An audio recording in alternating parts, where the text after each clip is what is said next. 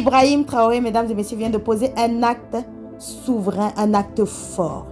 Ibrahim Traoré, en ce 28 mai 2026, notre digne fils vient de fermer, jusqu'à nouvel ordre, la mosquée sunnite de Ouagadougou pour trouble à l'ordre public. Mesdames et messieurs, vous avez vu ce qui s'est passé du côté du Mali, où des terroristes se sont cachés dans des mosquées avec l'approbation, la protection de certains imams qui ont vu et qui savaient que ces derniers allaient verser le sang des Africains. Ils les ont laissés. Ils ont fait leur plan et ils sont venus verser le sang d'innocents maliens. Nous avons vu ce que les terroristes ont fait du côté de Bamako. Ils ont tué notre digne fils dans une mosquée et avec des fils et filles innocents du Mali qui n'ont absolument rien fait, sans que jamais un imam se lève pour condamner ces actes barbares. Mesdames et messieurs, à partir du moment où l'Occident échoue dans sa tentative de déstabilisation de nos États de l'AES, il passe la main à son allié moyen-oriental.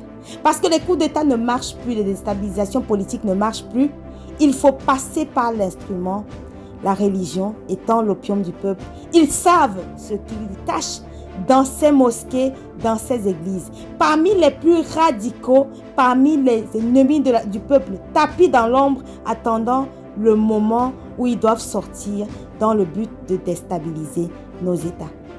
Alors que le Burkina Faso, meurtri depuis plus de 10 ans, nous tombons, nous mourons tels des mouches. Au moment où nous avons des dignes fils qui ont pris leur courage à deux mains, malgré l'adversité, malgré des tentatives d'assassinat, pour aller protéger notre vie, protéger celle de ces imams et même aussi protéger leur mosquée. Voilà qu'un imam ose défier la décision de l'État, c'est-à-dire de faire en sorte que la religion reste dans une sphère personnelle et privée et ne vienne rien faire sur la place publique, encore moins dans la politique. À partir du moment où la religion quitte la mosquée, les églises et j'en passe pour se retrouver dans la vie d'un pays, la liberté des citoyens est compromise. D'autant plus que ces religions que nous avons sont commandées par des patrons de l'extérieur qui ont juré que l'enfant africain n'aura jamais droit au bonheur, mais surtout n'aura jamais droit de vivre de ses ressources. Expliquez-moi, mesdames et messieurs, ce que l'Arabie Saoudite a fait du côté du Mali. Faire venir clandestinement dans un pays musulman un journaliste qui allait faire l'éloge des terroristes et interviewer des terroristes qui ensanglantent la vie des musulmans. Expliquez-moi comment ce pays peut faire en sorte que les Africains vivent en paix. Mesdames et messieurs, les Occidentaux, ces pays arabes ont radicalisé des Africains dans le but de faire vivre les Africains dans la terreur, dans une terreur totale. À partir du moment où nous savons qu'aujourd'hui se cachent dans des mosquées des terroristes qui vont verser notre sang, nous savons que la religion, nous savons que les mosquées sont dangereux, en tout cas les imams sont devenus des dangers. Nous voyons ce qu'est l'imam Diko. Nous voyons ce que sont ces imams aujourd'hui. Heureusement, il y en a d'autres qui font leur travail. Malheureusement, ils sont très peu et très peu vocaux aujourd'hui. Parce que ceux que nous entendons le plus sont ceux qui veulent déstabiliser nos États de l'AES, dont la décision est salutaire. Les imams sont radicalisés dans le but de servir d'armes pour verser le sang des Africains. Expliquez-moi comment un pays comme l'Arabie Saoudite forme des Africains, les radicalise, les renvoie en Afrique dans le but de nous faire vivre selon les règles de l'an 2, mais surtout dans une terreur totale.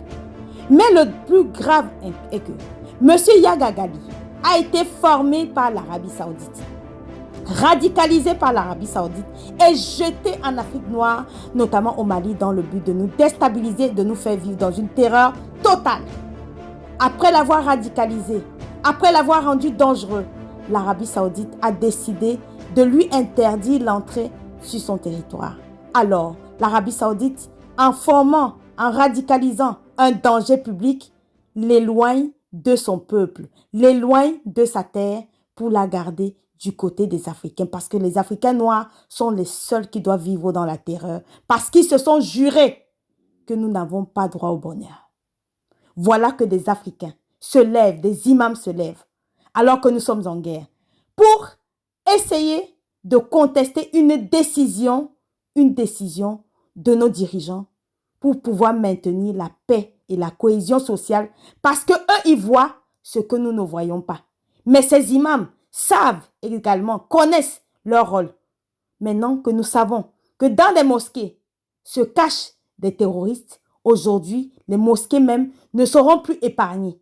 Parce que là où il y a un terroriste, quel que soit cet endroit, quel que soit le côté sacré de cet endroit sera souillé et cet endroit sera un abri pour terroristes et doit être neutralisé. Merci beaucoup, Ibrahim Traoré. C'est la décision que nous attendions. Alors, si vous n'êtes pas content, vous qui voulez vivre selon les règles de l'an 2, du siècle 2 et j'en sais rien, vous avez des solutions, mais tellement de solutions. Vous vous levez, vous vous lavez, vous prenez votre passeport, vous prenez vos bagages, vos enfants, votre famille, direction aéroport, destination Arabie Saoudite, Qatar, Irak, Iran, Afghanistan, Syrie, Palestine, Émirats Arabes Unis et j'en passe. Vous y allez, vous serez très bien reçus et vous serez traités tels des frères musulmans. En attendant, nous sommes en guerre. Nous n'allons faire aucune passe à l'ennemi dans le but de nous anéantir. Tout ce qui se dressera sur le chemin de cette révolution sera traité. C'est aussi simple que ça. Merci beaucoup, Ibrahim Traoré. Vive la révolution progressiste populaire. La patrie ou la mort, nous vaincrons. Merci.